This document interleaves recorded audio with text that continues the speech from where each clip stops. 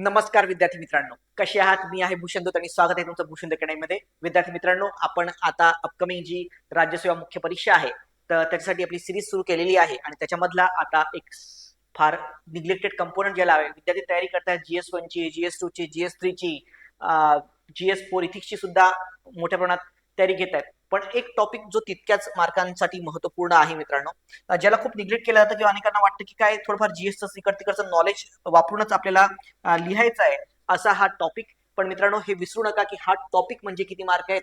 250 मार्कांना हा टॉपिक आहे. 250 मार्कांना म्हणजे तुम्ही जीएसचा जर का पेपर एक बघितला तर त्याच्यामध्ये किती कंपोनंट आहेत. त्याच्यामध्ये पहिला कंपोनंट आहे हिस्ट्री, त्यानंतर आहे जॉग्राफी, त्यानंतर आहे सोशोलॉजी, त्यानंतर आहे art and culture.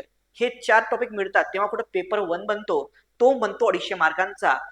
That equals to तितक्याच महत्वपूर्ण इक्वल टू एसे. बरोबर आहे.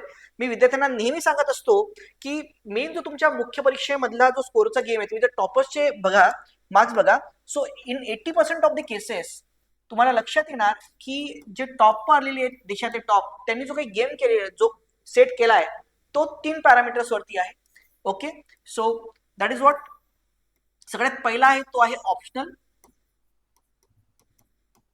ओके, किती marks? 500 marks. Then ethics 250 marks आणि एसे 250 मार्क्स.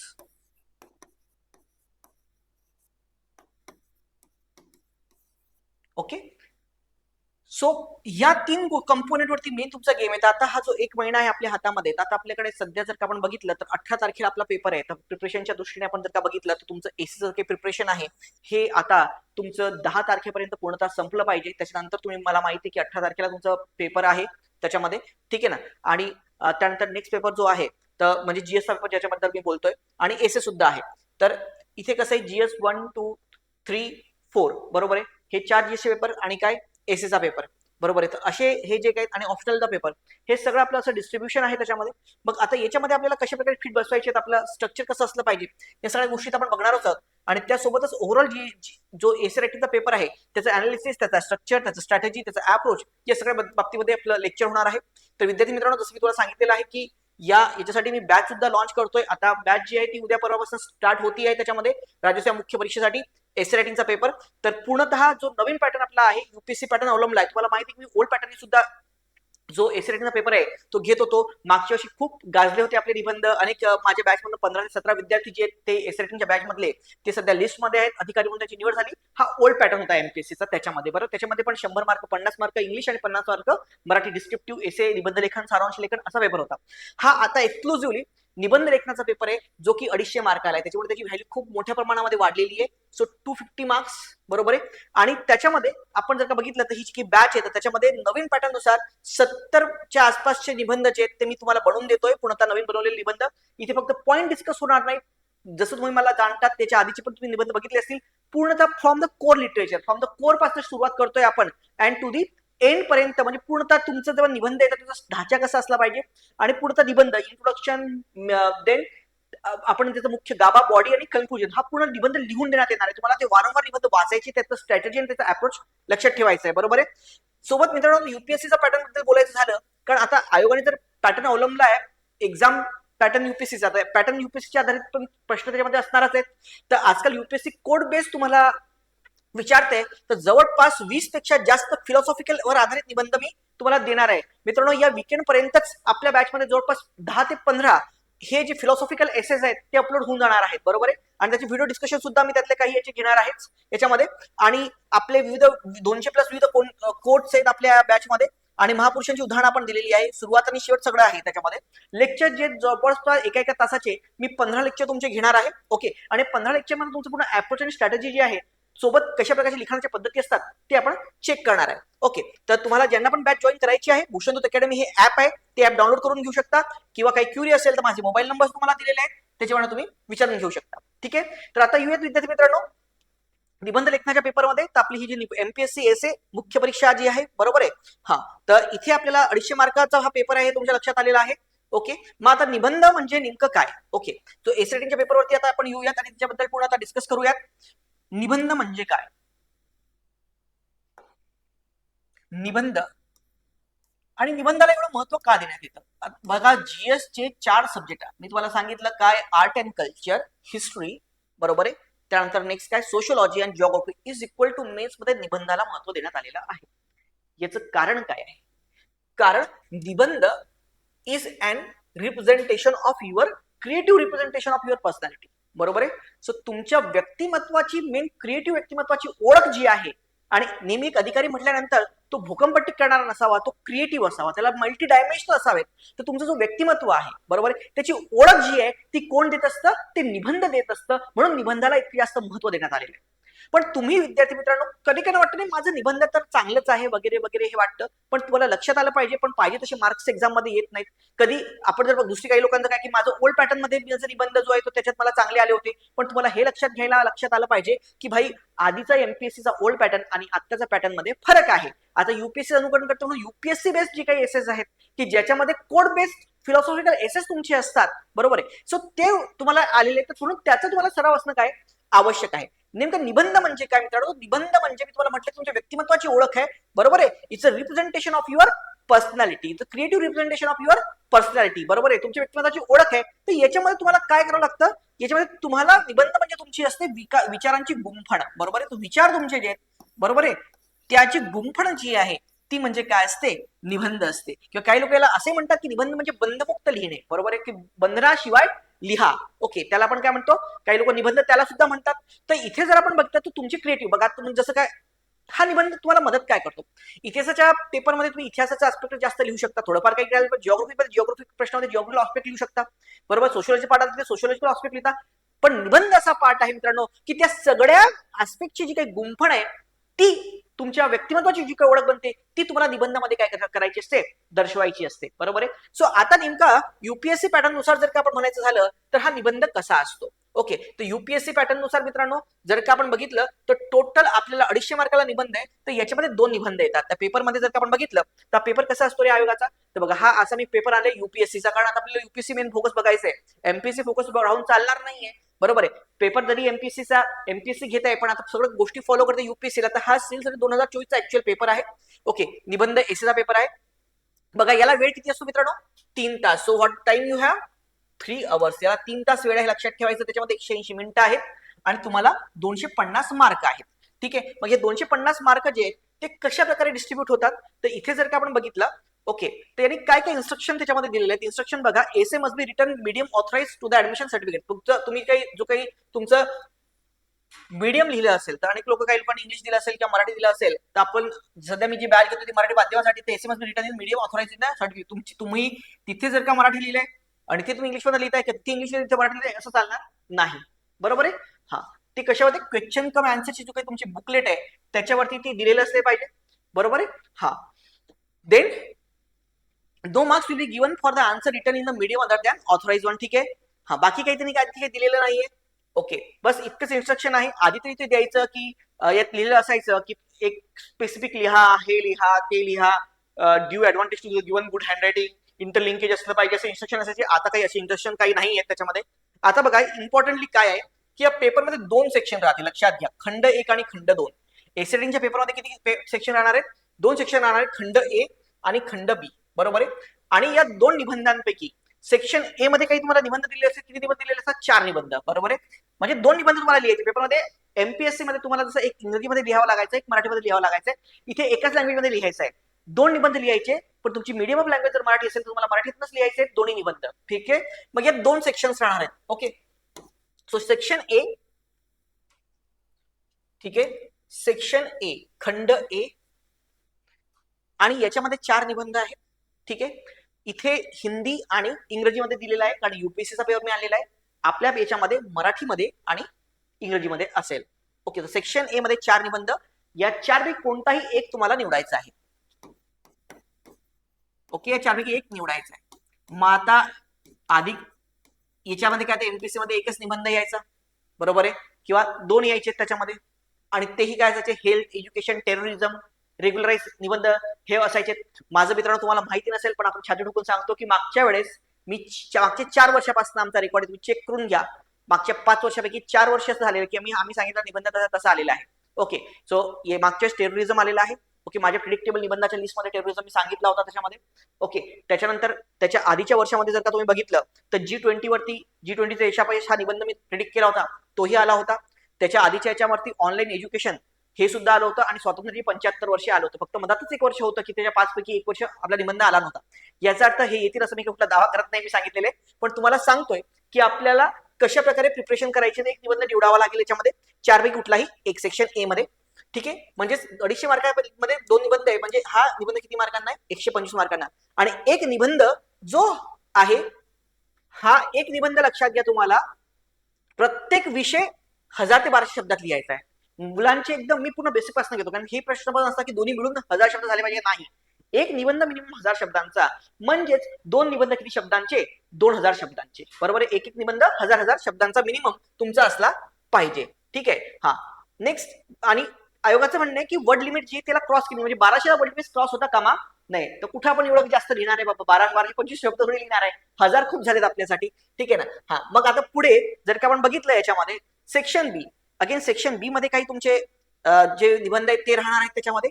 ओके, आणि त्याच्यावर सुद्धा तुम्हाला जे आहेत एक निबंध या 4 पैकी निवड करायचा आहे आणि तो लिहायचा आहे. आता बघा इथे जर का आपण बघितलं तर अनेकांना वाटतं की असं स्ट्रेट लाईन लिहिलेली आहे म्हणजेच तो जो काही निबंध आहे तो फिलॉसॉफिकल असेल, पण मित्रांनो असं नाहीये की फिलॉसॉफिकल निबंध म्हणजे फक्त कोट स्वरूपात आला म्हणजे तो काय झाला फिलॉसॉफिकल. तुम्हाला लक्षात आलं पाहिजे की फिलॉसॉफिकल निबंध कोणता आणि हा कोणता, बरोबर आहे. आज जसं बघा सोशल मीडिया युवा में छूटने का डर पैदा कर रहा है, जिसके कारण उन्हें अवसाद और अकेलापन बढ़ रहा है. Social media triggering the fear of missing out amongst the youth, precipitating depression and loneliness. तर सोशल मीडिया जो आहे सध्याच्या याच्यामध्ये, बरोबर आहे, हा काय करतोय, युवकांना असं वाटतंय की ते कुठेतरी काय हरवलेले आहेत, बरोबर आहे.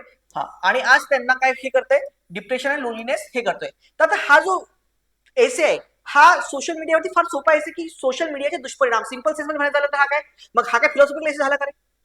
म्हणून तुम्ही लक्ष घ्या, विद्यार्थ्यांना असं वाटतं, मला वाटतं सर आजकाल आयोग जे आहे युपीएससी जे आहे ते पूर्णतः सगळं फिलॉसॉफिकल विचारतात. अबे भाई, फक्त स्टेटमेंट लिहिलं म्हणजे तो काय, फक्त काय आपण एमपीएससीच्या पॅटर्न मध्ये काय लिहिले असं सोशल मीडिया, बरोबर आहे, याचे काय दुष्परिणाम असा निबंध होता. तोच त्यांनी फक्त काय वर्ड मध्ये लिहिला की आता युथ जो आहे, आणि यात मेन मुद्दा काय की main targeted to the youths आहे. आपण जसं सोशल मीडिया बद्दल बोलतो तर आपण मग वयस्कर लोकांवरती पण त्याचा काय परिणाम होतो त्यांच्या तब्येतीवर वगैरे, पण त्याच्यावरती जास्त बोलतो, त्यात तेही बोलू शकतो आपण, पण इथे मेन टार्गेटेड गोष्ट काय आहे ती युथ आहे, बरोबर आहे. आता हा जो निबंध आहे याला आपण म्हणूयात कोणता निबंध, सो दॅट इज व्हॉट, हा सोशल इश्यूवरती निबंध आहे. वेरस फिलॉसॉफिकल काय, and ideas having largest consequence as always simple, बरोबर आहे. हा, व्यापक परिणाम वाले सभी विचार हमेशा साधारण होते हैं, की म्हणजे सिंपल आयडिया ज्या आहेत, बरोबर आहे, त्या काय करतात, एक नवीन क्रांती आणतात, बरोबर आहे. हा, ज्याचा लार्ज मोठ्या प्रमाणात परिणाम होतो त्या आयडिया काय असतात, साध्या म्हणजे छोट्या छोट्यात ना मोठ्या गोष्टीच्या निमित्ताने, याला म्हणणार आपण philosophical essays. Okay, so this is known as philosophical essays. Okay, आणि इथे जर आपण बघू तर हा काय, हा टोटल जनरल एसे आहे आपला, बरोबर आहे. हा, तर फक्त हे फक्त वर्डिंग्स आहेत म्हणून वर्डिंग्स आले तर थोडं निवडलं.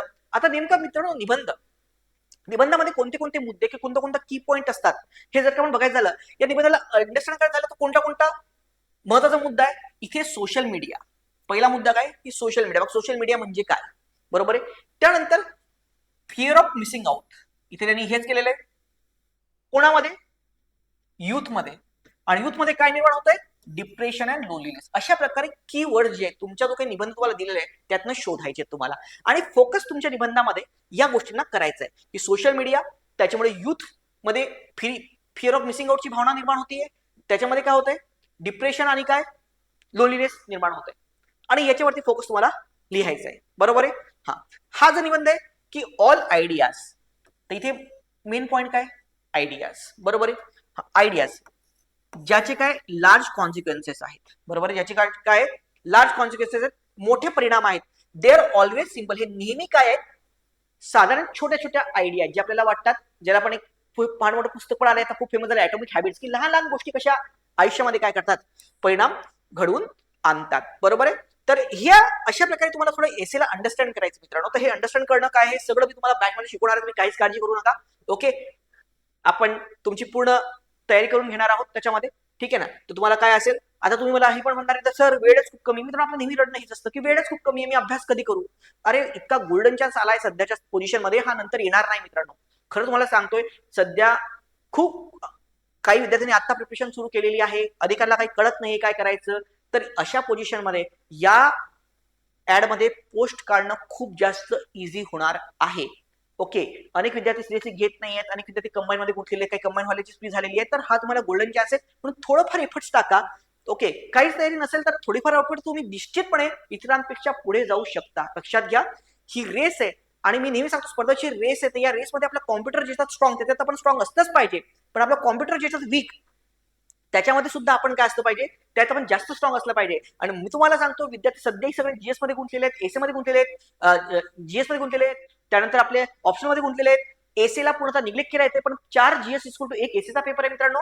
तर त्याच्यामुळे प्लीज याला फोकस करा आणि यात तुम्ही चांगले मार्क इतरांपेक्षा काय करू शकता, घेऊ शकता. पण आता ज्या प्रकारे युपीएससी निबंध विचारतोय त्या प्रकारचे तुम्हाला निबंध येणार. ओके, असं वाटतंय. आता आधी असं म्हणायचे की एक सेक्शन आहे की त्यात फक्त फिलॉसॉफिकल असायचे युपीएससीच्या याच्यामध्ये, आणि एक सेक्शन असं असायचं मित्रांनो की त्याच्यामध्ये जनरल एसे विचारण्यात यायचे.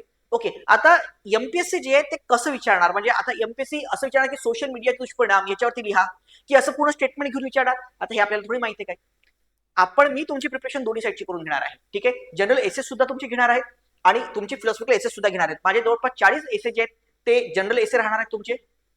ओके, आणि 20 ते 30 एसे जे आहेत त्या तुमचे काय राहणार आहेत, अशी फिलॉसॉफिकल राहणार आहेत. जसं आपण बघितलं तो जंगल सभ्यताओं से पहले आते हैं और रेगिस्तान उनके बाद आते हैं. तो forest precede civilization and desert follows them. Okay, आता हा कसा झाला निबंध, हा फिलॉसॉफिकल झाला. ठीक आहे, the empire of the future will be the empire of the mind. Okay, भविष्य जे आहे ते काय सध्याचं काय माइंड आहे, त्यातनंच काय भविष्य बनतं. There is no path to happiness, happiness is the path. बरोबर आहे. And doubter is the true man of science. Correct. प्रश्न विचारणार आहेत हा काय आहे. तर आता याच्यामध्ये जर तुम्ही बघितलं तर मोस्टली सगळे जे काही निबंध आहेत हे फिलॉसॉफिकल आहेत. बरोबर आहे. शॉर्ट बट द स्वीट यातला फिलॉसॉफिकल अँगल तुम्हाला लक्षात येतो. पण वेरच बाकीचे जे काही निबंध आहेत तुम्ही आता याच्यामध्ये जे बघितले तर हे काही जनरल निबंध आहेत. असं काही सांगता येत नाही, आजकाल सगळं मिक्स येतं. कधी कधी 8च्या 8 फिलॉसॉफिकल आलेले आहेत. इतका भर युपीएससी दिलेला आहे. मला नाही वाटत की एमपीसी 8च्या 8 फिलॉसॉफिकल विचारणार. मला असं वाटतं मित्रांनो एक सेक्शन जो आहे हे माझं मत आहे, असं काही हे नाही म्हणजे तुम्ही म्हणाल की सरने सांगितलं होतं आता आपल्याला काही माहिती. जोपर्यंत 1-2 पेपर होत नाही मित्रांनो एमपीएससीचे तोपर्यंत आपण काहीही सांगू शकत नाही.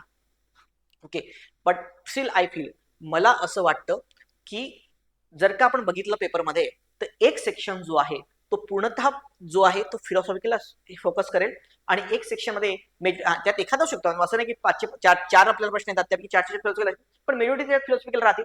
आणि एक सेक्शन असा असेल की ज्याच्यामध्ये सोशल इश्यूज जे आहेत, जो सोशल जनरल आपण निबंध देतो, हेल्थ, एज्युकेशन, टेररिझम, ओके, अशा प्रकारचे काही निबंध आहेत. मराठी भाषा, बरोबर, मराठी भाषेची महती, अशा टाईपचा एक निबंध राहील. ओके, अशा पॅटर्न मध्ये एक सेक्शन राहील. तर आता आपल्याला मित्रांनो जसं की दोन्ही सेक्शन आहेत, सेक्शन ए आणि सेक्शन बी, तर पहिले तुम्ही ठरवून घ्यायचे. तर मी म्हणेल की सेक्शन ए मधनं पहिले तर हे 4 निबंध आहे, यापैकी कोणत्या निबंधाला तुम्ही इफेक्टिव्हली लिहू शकता. बरोबर आहे, हे तुम्हाला ठरवायचंय. आणि हे ठरवण्यासाठी तुम्ही प्रॉपर वेळ घ्या त्याच्यामध्ये. ओके, सो तुम्हाला एकदम असा स्ट्रक्चर किंवा ढाचा बनवायचा असतो याच्यामध्ये. तर तुमच्या निबंधाच्या याच्यामध्ये it's very important that you should make a structure. मग आता स्ट्रक्चर कसं बनवायचं मित्रांनो, आपलं जर काय स्ट्रक्चर बनवायचं झालं ते स्ट्रक्चर कसं बनवावं लागतं, कसं बनवायचं असतं, तर हे आता आपण याच्यामध्ये हे करून घेऊयात. बरोबर आहे. तर आता स्ट्रक्चर बघूयात आपण की स्ट्रक्चर कसं बनवायचं असतं, निबंधाचं स्ट्रक्चर काय आहे. तर पहिली गोष्ट लक्षात घ्या, टोटल आपल्याला 180 मिनिटे आहेत. 180 मिनिट आहेत. यामध्ये सेक्शन ए आणि सेक्शन बी ला आपण इक्वली समजा डिस्ट्रीब्यूट करू. सेक्शन ए, ओके, याला आहेत आपली 90 मिनिटे आणि सेक्शन बी याला सुद्धा आहेत आपली 90 मिनिटे. ठीक आहे. सो 90 मिनिटे आहेत. आता या 90 मिनिटे दोन्ही सेक्शन मध्ये, यामध्ये आणखी प्रत्येक सेक्शनला मी आता दोन्ही याला करून दाखवत नाही, 70-20 मध्ये डिस्ट्रीब्यूट करायचं. 70 मिनिटे आणि 20 मिनिटे. ओके, या 20 मिनिटालाही 2 पार्ट मध्ये डिवाइड करा. 15 मिनिटे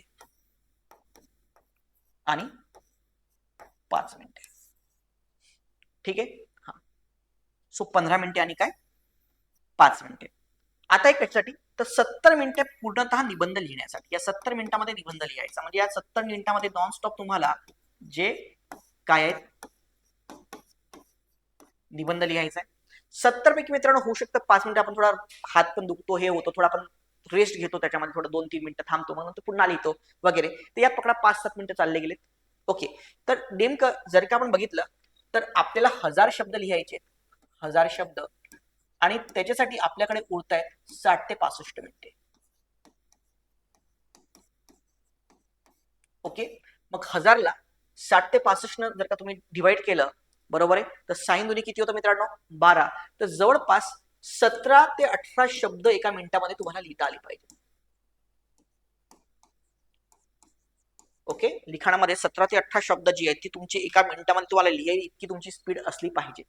ओके, 15 सक 90 जर का आपण बघितलं, ओके, म्हणजे 15 ते 20 पकडू आपण, 15 ते 20 शब्द बेटर म्हणायचं झालं, 15 ते 20 शब्दाच्या मध्ये तुम्हाला याला लिहिता आलं पाहिजे, इतकी तुमची स्पीड असली पाहिजे. ठीक आहे, आता 70 मिनिटांमध्ये मी तुम्हाला सांगितलं की यात काय काय, ह्यात फक्त निबंध लिहायचा आहे, पण या निबंध लिहिण्याचा पूर्ण जो काही फ्रेमवर्क आहे तो या 15 मिनिटांमध्ये होणार. मग 5 मिनिटं कशासाठी मित्रांनो, माझं असं ऑब्झर्वेशन आहे, आपल्याला लिखाणाची एमपीएससी विद्यार्थ्यांना जास्त सवय नसते, म्हणून खूपदा लिखाणामध्ये तुमच्या काना, मात्रा, उकार, विलंट्या राहून जातात. ओके, कधी कधी शुद्ध लेखनाच्या चुका होऊन जातात, तर त्याला रिचेक करण्यासाठी 5 मिनिटं ही फक्त तुमच्या प्रूफिंगसाठी ठेवा. 5 मिनिटं तुमची कशासाठी असली पाहिजेत, प्रूफिंगसाठी. ठीक आहे, हा, मग त्यानंतर नेक्स्ट आपण जर का बघितलं तर हा आहे 15 मिनिटांचा कालावधी मित्रांनो, आणि या 15 मिनिटांच्या कालावधीमध्ये पूर्ण एसेचं स्ट्रक्चर तुम्हाला फ्रेम करता आलं पाहिजे. ओके, दुसरी गोष्ट की कधीही आता एक सेक्शन तुम्ही घेताय तर सेक्शन ए पहिले पूर्ण ही प्रोसेस कंप्लीट करा. असं नाही की सेक्शन एचा पहिले ढाचा बनवला, नंतर सेक्शन बीचा 15 मिनिटं ढाचा बनवला, तुम्ही कन्फ्युज होऊन जाल. तर पहिला महत्वाचा मुद्दा की पहिला जो काही आपला 1.5 तास आहे, 90 मिनिटांचा कालावधी, तो पहिले कंप्लीट करायचा ना, हीच गोष्ट कॉपी करायची कुठे, सेकंड सेक्शन मध्ये. ठीक आहे, कधीही यात समजा 90 मिनिटापेक्षा जास्तीत जास्त तुम्ही हे करू शकता की तुम्हाला 95 मिनिटं लागले, बरोबर आहे, 95 मिनिटं लागलेत, पण त्याच्यापेक्षा जास्त वेळ प्लीज जास्त देऊ नका. ठीक आहे, ठीक आहे, 5-10 मिनिटं मी समजतो की थोडंफार 95 किंवा 100 मिनिटं याला झाले, तर 100 मिनिटं झाले तर पुढचा नेक्स्ट निबंध तुम्हाला 80 मिनिटात संपवायचा आहे. ठीक आहे ना, तर मग मॅक्स 95 मिनिटची मी तुम्हाला लिमिट ठेवतो, म्हणजे मॅक्स झालं तर 100 मिनिटं. खूपच चांगला तुम्ही लिहित असं तुम्हाला वाटतं की नाही याच्यात मी सेक्शन ए माझा फेवरेट आलेला आहे, सेक्शन बी मध्ये मला काही एवढं वाटत नाही इफेक्टिव्ह, तर मी इतकं क्रिएटिव्हली दाखवू शकत नाही, तर थोडं 5-1 मिनिटं आणखी वाढवले तरी चालणार, पण याच्या बाहेर आता जाता कामा नाही. ठीक आहे, इथपर्यंत काही आयडियाज प्रत्येकाला क्लिअर झालेले आहेत. 180 मिनिटं आपल्याला जो काही निबंध आहे. ओके, हा, तर हे इथपर्यंत तुम्हाला काही डाऊट आहे का, इथपर्यंत कळवा. याच्यामध्ये लवकर काही असेल तर प्लीज, सगळ्यांना आयडिया क्लिअर आहे त्याच्यामध्ये, या निबंधामधल्या झाल्यात आयडियाज क्लिअर, तुम्हाला कशा कशा टाइम मॅनेजमेंट करायचंय, लवकर लवकर सांगा.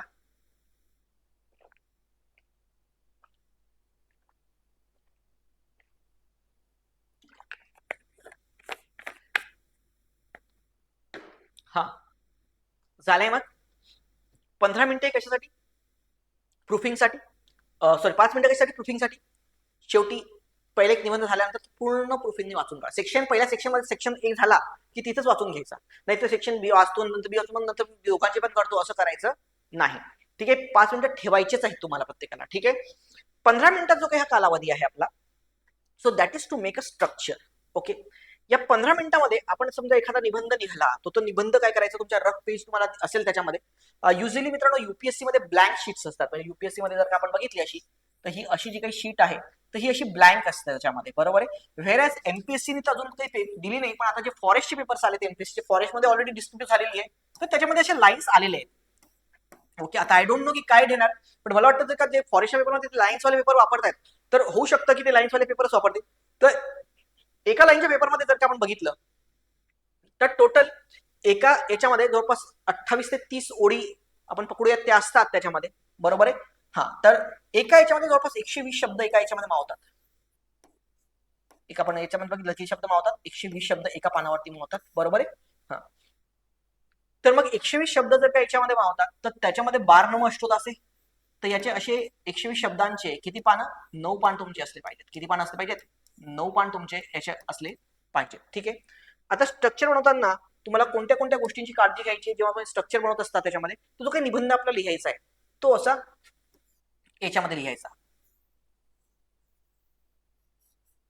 ओके, समजा निबंध आलेले की ships are safer in harbour, but हा युपीएससी मध्ये आलेला किंवा तुझा निबंध आहे की ships are safer in harbour but they are not build for that purpose. Okay, तर म्हणजेच काय की जे जहाज आहेत बरोबर आहे हे बेटांवरती काय असतात, सेफ असतात बरोबर आहे, बेटांवरती सेफ असतात, पण ते त्यासाठी बनलेले असतात का, नाही बरोबर आहे. सो हा निबंध आहे, मी इथे लिहून घेतो. Ships are safer in harbour, मी इंग्लिश मध्ये म्हणतोय त्याला, पण safer in harbour but they are not build for that purpose, बरोबर आहे. सो मराठीमध्ये म्हणायचं झालं तर काय, तर जहाज जी आहेत ती बंदरावरती सुरक्षित असतात, पण ती बंदरावरती राहण्यासाठी बनलेली नसतात. हा निबंध आहे. ओके, हा, तर इथे जर का आपण बघितलं तर इथे हा असा मधात लिहून घ्यायचा, मी रफ म्हणतोय, दिस इज अ रफ वर्क, नाही बाबा त्या पेपरवरती तुम्ही लिहा, तुमचा काही भरोसा नाही. ओके, हा रफ वर्क, या रफ वर्क मध्ये लिहायचं आहे, ते काही स्टार्टिंग नाही करायची त्याच्यामध्ये. हा रफ वर्क लिहायचा आहे. आता मित्रांनो पहिले बघायचं आपल्याला की आपण सुरुवात कशी करणार आहोत, बरोबर आहे. So please write here. Okay, introduction. मग इंट्रोडक्शन मध्ये आपण काय काय मेन्शन करूयात. मग इंट्रो हे करण्याच्या पद्धती आहे, इंट्रोडक्शन आणि इकडे लिहून घ्यायचं कन्क्लुजन. आणि लक्षात घ्या, नेहमी बघायचं हे पहिले ठरवून घ्यायची इंट्रोडक्शन. तुम्ही काय आपल्या जर का निबंध आहे तर त्याचं स्ट्रक्चर कसं असतं की पहिले इंट्रोडक्शन आहे, त्यानंतर काय आहे, बॉडी आहे, आणि त्यानंतर काय असतं आपलं कन्क्लुजन. हे ते जनरल वे आहे. आपण लहानपणापासून आपण जेव्हा बंद बघतो ते आपल्याला असे शिकवतात सर लोक, आणि हाच मेन बेसिक हे आहे की इंट्रोडक्शन आहे, त्यानंतर बॉडी. तुम्ही इंट्रोडक्शन घेणार, नंतर बॉडी घेणार, नंतर कन्क्लुजन घेणार. पण असं न करता पहिल्यांदा लक्षात ठेवायचं नेहमी की इंट्रोडक्शन आणि कन्क्लुजन यांची सांगड आपल्याला घालता आली पाहिजे.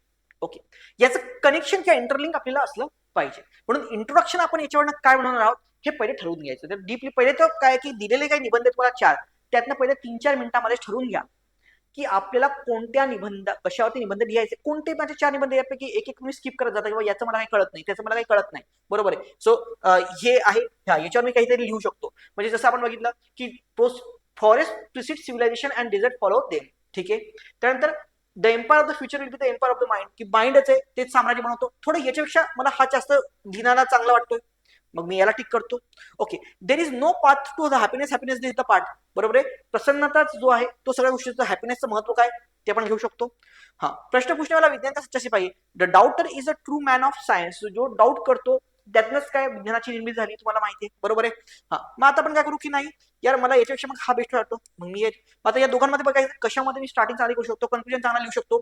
बाकी लक्षात घ्या, हे असं दिसायला चांगलं वाटतं, पण काय मी 1000 शब्द त्याच्यावरती लिहू शकतो का, त्या 1000 शब्दाचा मी डाटा कोणत्याच्यानं बनवू शकतो हे पहिले तुम्हाला ठरवायचं त्याच्यामध्ये, बरोबर आहे. कोणत्याच्या इफेक्टिव्ह रिप्रेझेंटेशन सगळ्या गोष्टीचं करू शकतो, ठीक आहे. तर मग आता पहिले तुम्ही ते ठरवून घेणार, ठीक आहे.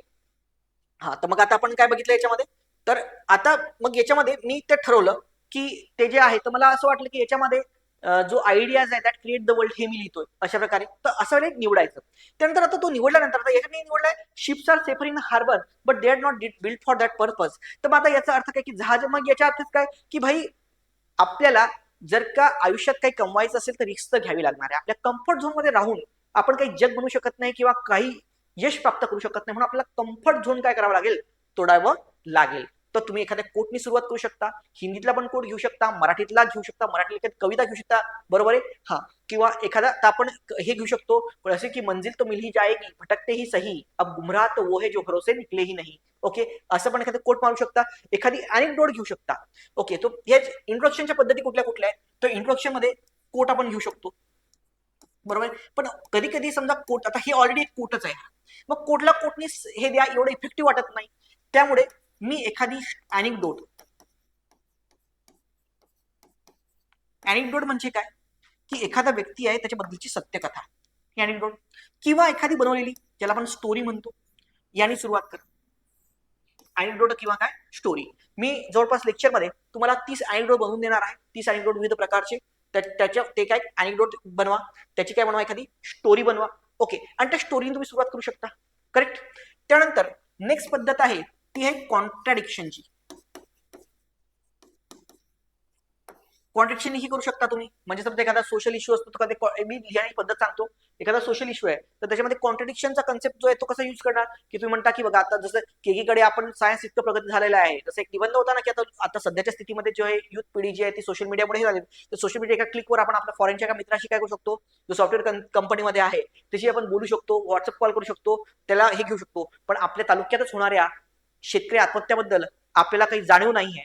तर आपल्या तालुक्यामध्ये जी काही शेतकरी आत्महत्या होत आहे तर त्याची आपल्याला काही नाही जाणीव नाही आहे. तर ह्याबद्दलचे हे काही हे आहेत तर त्याला आपण म्हणतो काय, कॉन्ट्रडिक्शन. ओके, तर अशा यांनी सुरू करू शकतो तुम्ही. ओके, आणखी जर का आपण बघितलं तर अगेन तर असे लिखाणाचे जे काही आहेत ते वेज आहेत ज्याचे आपण इंट्रोडक्शन स्टार्ट करू शकतो. एखाद्या पोयमने तुम्ही सुरुवात करू शकता. एखादी कविता तुम्हाला वाटत असेल चांगली आहे तर त्या कवितेने आपण काय करू शकतो, सुरुवात करू शकतो त्याच्यामध्ये. ओके, शूर आम्ही सरदार आम्हाला काय कुणाची भीती. ओके, अशाच्या यांनी पण आपण एखाद्या यांनी काय करू शकतो. ओके, तर हे आहेत. तर अशा विविध पद्धती आहेत. तर मी त्या सगळ्या पद्धती ज्या आहेत त्या तुमच्या बॅचमध्ये घेणारच आहे. आपल्या पूर्णतः मित्रांनो एक 1.5 तासाचं माझं लेक्चरच राहणार आहे की ज्याच्यामध्ये मी तुम्हाला पूर्ण जे कशा प्रकारे निबंध जो आहे त्याचं इंट्रोडक्शन करायचं आणि 1 तासाचं लेक्चर राहणार आहे निबंधाचं कंक्लुजन कसं करायचं याच्याबद्दल आपलं लेक्चर राहणारच आहे. ठीक आहे, ते आपण पुढे बघूयातच त्याच्यामध्ये. ठीक आहे, तर आता इंट्रोडक्शन, आता हे जे आहे याला विचार करायचा की मी कसा निबंध बनवू शकतो.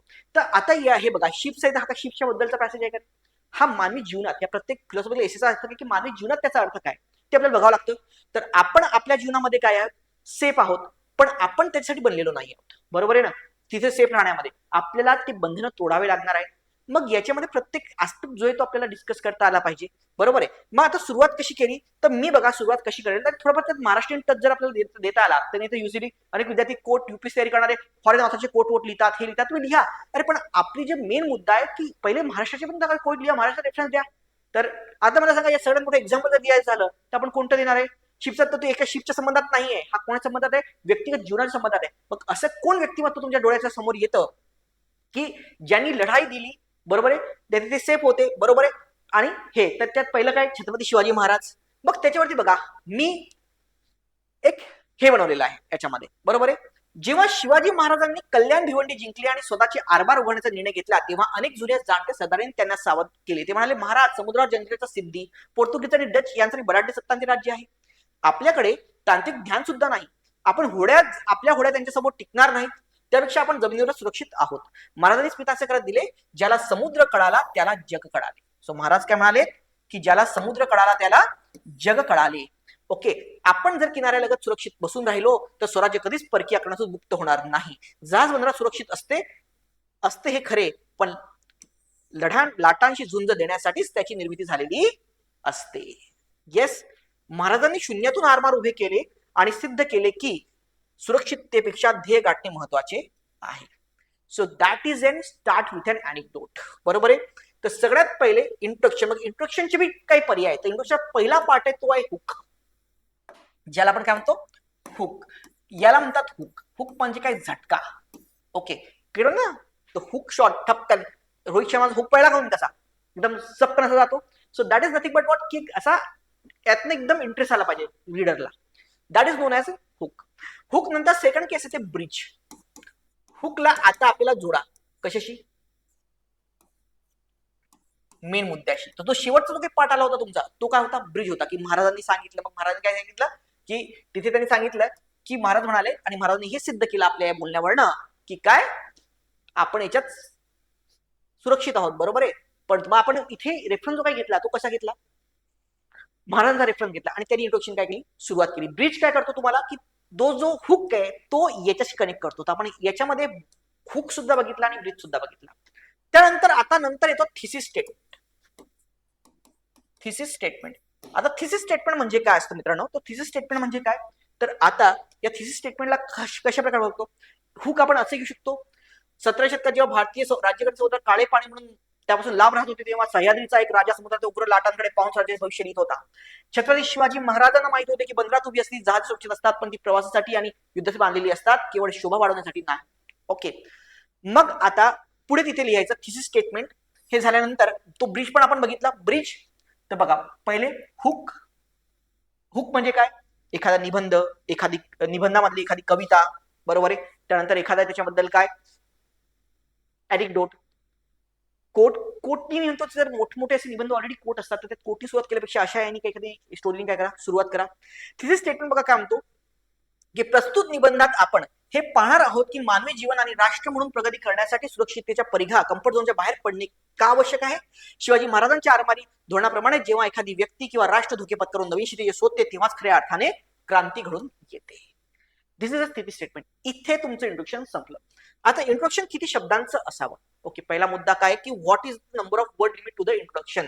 तर मित्रांनो इंट्रोडक्शन जे आहे तुमचं हे डिसाईड करा. तर इंट्रोडक्शन जे आहे ते तुमचं जवळपास असलं पाहिजे 150 शब्दांमध्ये. So introduction should be 15%. Okay, आणि कन्क्लुजन सुद्धा तुमचं असलं पाहिजे जवळपास 150 शब्द. तर मग 1000 शब्दापैकी 300 शब्द काय झाले, हाच पाठ झाला.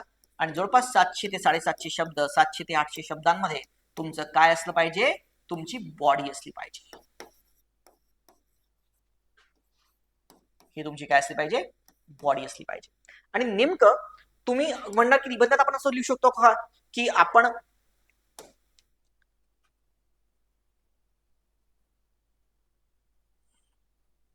आता पुढच्या प्रस्तुत निबंधात आपण हे पाहणार आहोत की येस, बिलकुल तुम्ही लिहू शकता. आणि तुम्ही त्यात सांगा थिसिस स्टेटमेंट थ्रू ओव्हरव्ह्यू द्या की कशा प्रकारे आपले जो मेन आयडिया आहे की आपल्या आयुष्याचा जीवनाचा जो काही भाग आहे, बरोबर आहे, सो तो त्याच्यामध्ये कसा युजफुल जीवनामध्ये हा जो कोट आहे तो कसा आपल्याला महत्व ठेईल किंवा हा कसा युजफुल ठरेल आपल्याला त्याच्यामध्ये, बरोबर आहे. हा, आता हे झालंय आपल्याला की थिसिस स्टेटमेंट तो लक्षात आलं. ते ह्या 3 गोष्टी असतात. ते हे आणखी मी डिटेलमध्ये तुम्हाला शिकवणार आहे. मी सांगितलं इंट्रोडक्शनचं जे लेक्चर राहणार आहे त्याच्यामध्ये आपण पूर्णतः त्याला तुमचे काही हुक्स मी बनवून देणार आहे. त्याच्यामध्ये हुक्स सोबत थिसिस स्टेटमेंट कसं ठेवायचं त्याच्यामध्ये. ओके, हा, आता इथे जर का आपण बघितलं याच्यामध्ये तर कन्क्लुजन एक महत्वाचा पार्ट आहे, बरोबर आहे. कन्क्लुजन करताना कशा प्रकारे कन्क्लुजन करायचं.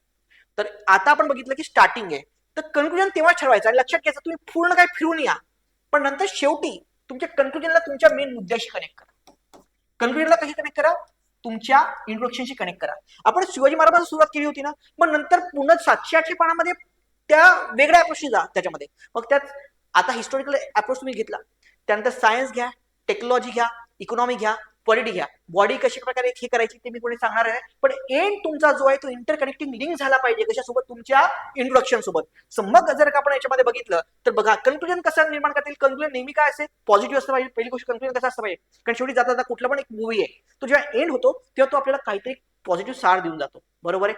सो मोस्टली तर तशा प्रकारे आपला निबंध सुद्धा एक तो वाचकाला एक काहीतरी पॉझिटिव्ह आस्पेक्ट तो देऊन गेला पाहिजे. आणि म्हणून तुम्हाला जर का बघितलं तुम्ही कन्क्लुजन कशा प्रकारे हे डिराईव्ह केलं पाहिजे, तर इथे बघा तुम्ही जर का बघितलं तर इथे बघा conclusion of the passage. Okay, Chhatrapati Shivaji महाराजांनी स्वराज्य आरमार उभे केले कारण त्यांना माहित होते की, कारण आपण शिवाजी महाराजांनी सुरुवात केली होती. So conclusion. ओके, कन्क्लुजन शेवटच्या 150 शब्दांमध्ये काय काय आलं पाहिजे बघतोय. ज्याच्याकडे आरमार त्याचा समुद्र, त्याने शून्यातून उभे केलेले सिंधुदुर्ग, विजयदुर्ग किल्ले आजही आपल्याला साक्ष देतात की इतिहास तेच घडवत आहे जे वादळांशी 2 हात करण्याची हिंमत ठेवतात. बघा आता बघा आपण तेव्हा काय वाटलं की महाराजांनी स्वप्न बघितलं की नाही आपल्याला काय ज्याचं समुद्रावर राज्य त्याच्या याच्यावरती राज्य वगैरे वगैरे. मग आता त्यांनी काय स्वराज्याचं आरमार उभं केलं, स्वराज्य निर्माणचं त्यांनी स्वप्न हे घेतलं होतं, बरोबर आहे. मग आरमार उभं केलं त्यांनी, बरोबर आहे. हे किल्ले हे आधी साक्ष देतात की इतिहासात तेच घडवतात जे वादळांशी 2 हिंमत ठेवण्याची. मानवी जीवन मग आता याच्याशी याला कनेक्ट करा. मानवी जीवन हे जहाजासारखे आहे, बरोबर आहे. सो आपण आपले संपूर्ण आयुष्य भीतीपोटी घरात बंदरात घालू शकतो, पण आपल्या जन्माचा उद्देश साध्य होण्यासाठी आयुष्यात संकटे, आव्हाने आणि चिंता म्हणजे समुद्रातील लाटा आहेत. त्यांना घाबरून चालणार नाही, तर आपले कौशल्य वापरून त्या लाटांमध्ये स्वार होणे हेच खरं शिक्षण आहे.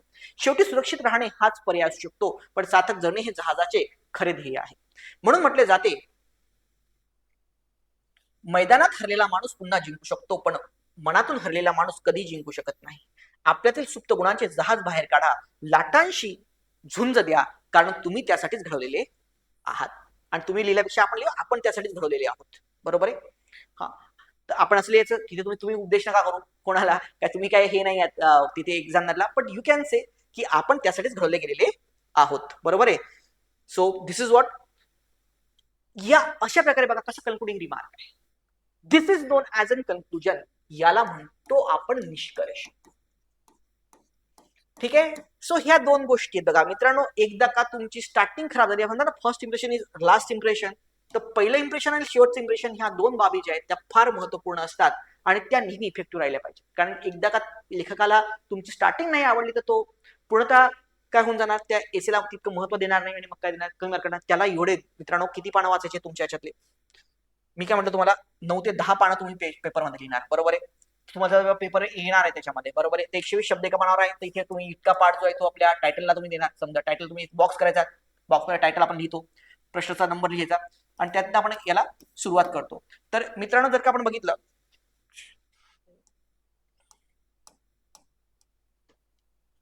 पेपर जो असतो पेज,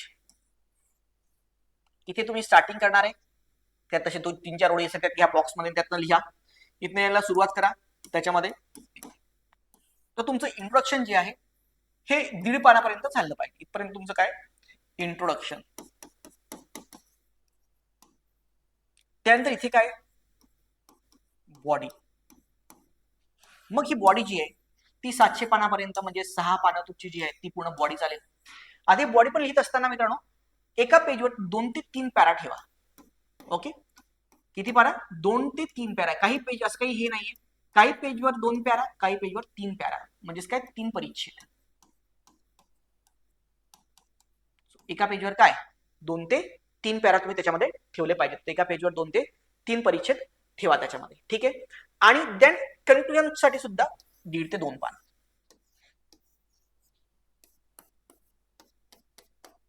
ओके, 1.5 ते 2 पानं कशासाठी? कन्क्लुजन साठी, ठीक आहे. या अशा प्रकारे मित्रांनो तुमची जी काही आहे ती अरेंजमेंट असली पाहिजे, introduction, body and your conclusion, ठीक आहे.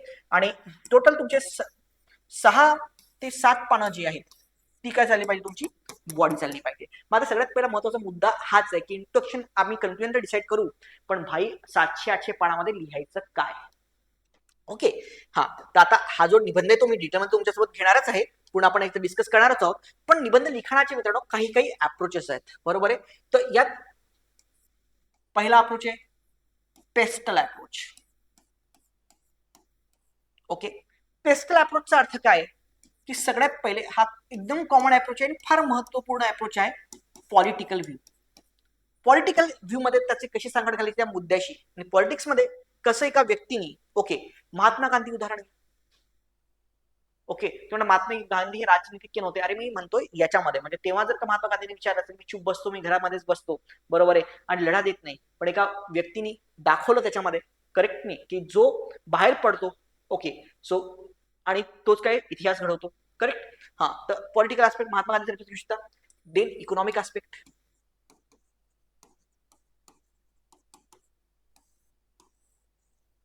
मग इकॉनॉमिक आस्पेक्ट मध्ये कसं 1992 लिबरलायझेशन. अरे आज भारताला जे काही फळे चाखायला भेटतात लिबरलायझेशनची, जर तेव्हा भारताने हिंमत केली नसती, तेव्हा अनेक लोकांनी विरोध सुद्धा केला, आणि तेव्हा त्यांचा विरोध सुद्धा साहजिक होता की काही माहित नव्हतं, आपल्याला वाटत होतं कुठे लिबरलायझेशन, फॉरेन कंट्री आपल्याला गिळंकृत करतील, बरोबर आहे. पण आज फॉरेन मोठमोठ्या एमएनसीज आहेत, पण आज त्याचा सगळ्यात महत्वाचा जो काही फायदा आपल्या इकॉनॉमीला होतोय तो कशाचा आहे, इकॉनॉमिक फॅक्टर. तर 1992 ला जर आपण रिस्क घेतली नसती, आपण तेव्हा जर का फ्री ट्रेड इकॉनॉमी नसती एक्सेप्ट केलेली, तर आज ती झाली असती का. तुम्ही इकॉनॉमिक ऍस्पेक्ट घेऊ शकता. सोशल ऍस्पेक्ट, सोशल ऍस्पेक्ट मध्ये म्हणजे काय, सोशल, डॉक्टर बाबासाहेब आंबेडकरांचा रेफरन्स दे. ओके, तेव्हा एका व्यक्तीला शिक्षण नाकारण्यात आलं होतं, सुभेदाराचा मुलगा असून सुद्धा, बरोबर आहे, आणि त्यांनी विचार केला की जर माझ्यावरती जर काही स्थिती होते तर माझ्या समाज बांधवांवरती काय स्थिती होणार, आणि म्हणून मी यांच्यासाठी लढणार आहे. आणि तेव्हा डॉक्टर बाबासाहेब आंबेडकरांनी हा लढा दिला, आणि आज आपल्या देशामध्ये अस्पृश्य लोकांना हक्क मिळवून दिला याच्यामध्ये, बरोबर आहे. आणि आज आपण बघतो की आज आपल्या देशाच्या मोठमोठ्या संवैधानिक पदांवरती आहे, आपले राष्ट्रपती सुद्धा आहेत, कुठल्या कमिटीने आलेले आहेत, हे सगळं जर का तेव्हा बाबासाहेबांनी हा विचार केला नसता तर कदाचित हे सगळं दिसलं असतं का, नाही. अगेन यातनं हे लक्षात येतं की जहाज जे ते बंदरात सुरक्षित असतात, पण ती त्यासाठी बनलेली नसतात, बरोबर आहे. हा, टेक्नॉलॉजिकल अप्रोच.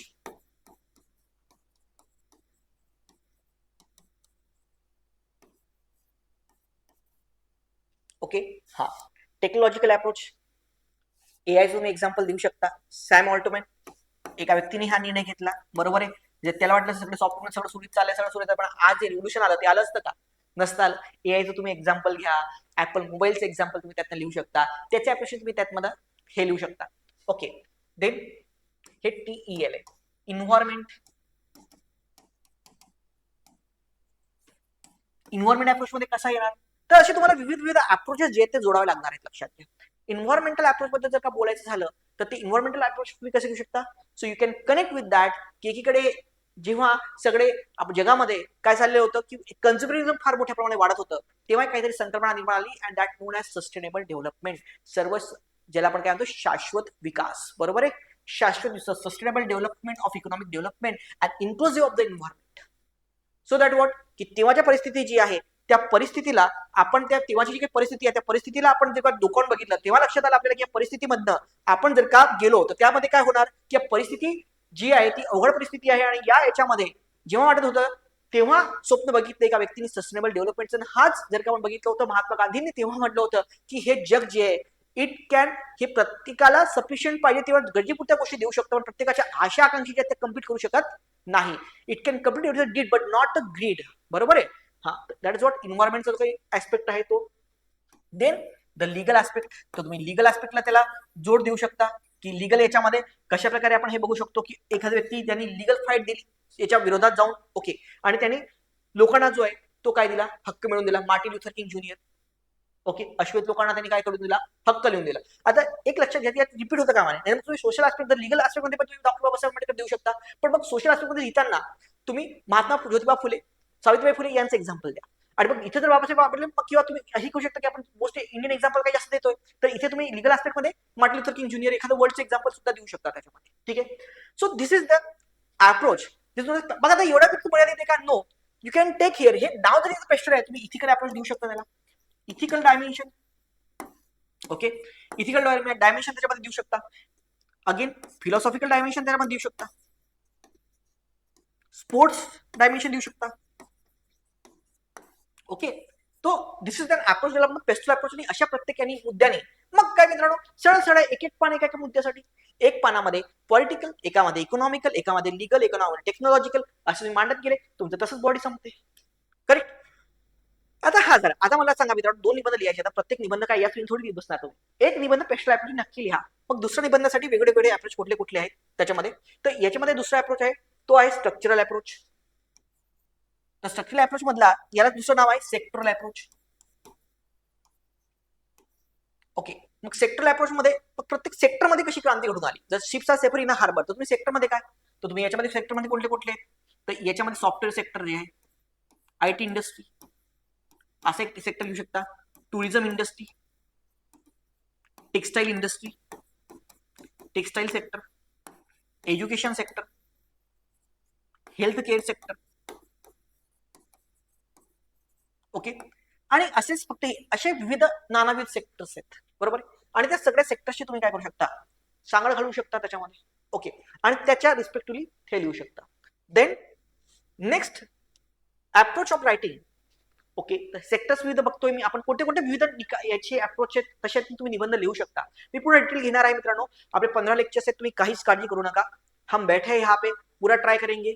बरं गॅरंटी तर कोणी देत नाही पण माझ्याकडे तुमचा प्रयत्न पूर्ण राहणार आहे. मागच्या बॅचचे पण तुम्ही रिझल्ट चेक करू शकता त्याच्यामध्ये. बरोबर आहे. So essay writing is very very important आहे. खूप कमी अभ्यासामध्ये फक्त लॉजिकच्या भरोश्यावर आपण खूप चांगले मार्क मिळवू शकतो. तुम्हाला रिटर्न निबंध करून देतोय मी रिटर्न निबंध लिहून देतोय एकदम इफेक्टिव्हली आपण करणार आहोत. त्याच्यामध्ये कोट सगळे कोट्स सोयीत निबंधाचा स्ट्रक्चर कसा राहणार आहे की कोट्स काय काय आले पाहिजेत त्याच्यानंतर त्याचा मुख्य गाभा इंट्रोडक्शन सुरुवात कशी केली पाहिजे सुरुवात करण्याच्या पण एखाद दोन पद्धती तुमच्या विविध देणार आहे. आणि नेक्स्ट तुमचं कन्क्लुजन कसं असलं पाहिजे आणि तुमची बॉडी पूर्णता कशी असली पाहिजे हे सगळं आपण त्याच्यामध्ये बघणारच आहोत. ओके. तो हा इथपर्यंत आहे. नेक्स्ट अप्रोच आहे individual to the universal. Individual to universal approach.